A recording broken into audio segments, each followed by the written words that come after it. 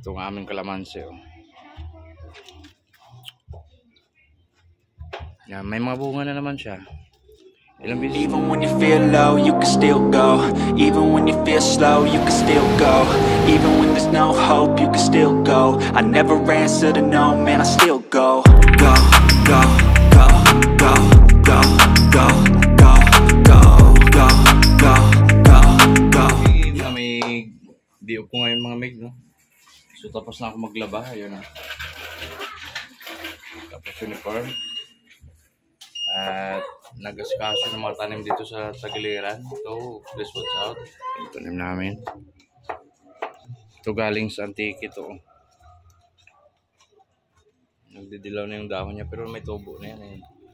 Tubuhay siya. Yan. Yung mga tanim ni Mace dito sa gilid. Ito yung sa akin. Sa kanya pala to. Ayun, kamatis. Sa tagiliran lang namin para wala naman kami lupa dito kasi yan. Yan bagong tanim ko. Kalabasa. Itong aming kalamansi. Oh. Yan, may mga bunga na naman siya. Ilang beses na nagbunga sa kada taon nagbubunga siya.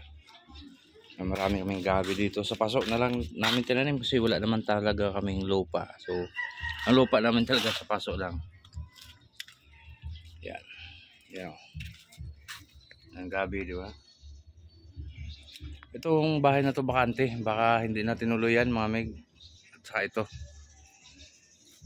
Pag nanalo na lang tayo sa loto, pwede nating bilhin yan. Yan. Ito yung mga tanim namin dito. Kaya pinagtanamin muna namin. Pag samantala, di ba? Pag may nakakuha, dahil lipat namin yung pananim. Yung mga kamatis pa dito. Yan. Ito tinatawag na lupa sa paso. Pag wala kayo lupa, yun.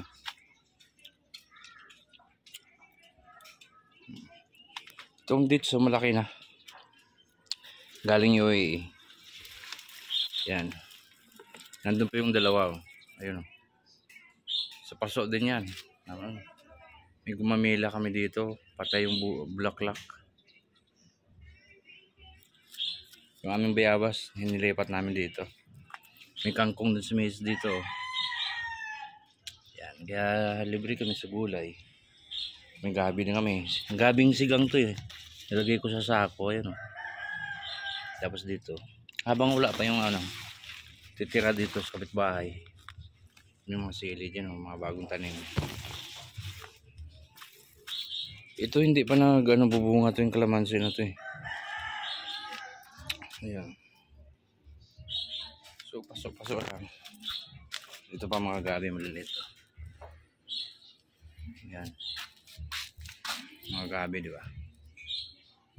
May mga sili din kami maliliit. Ayan. Ayan. Sili. Ayan. Sama-sama na. Ito mga sili din. Yan pa, sili. Yan mga tanim namin sa gilid lang, diba? Yan may makulit dito. Rino, tatalik ko.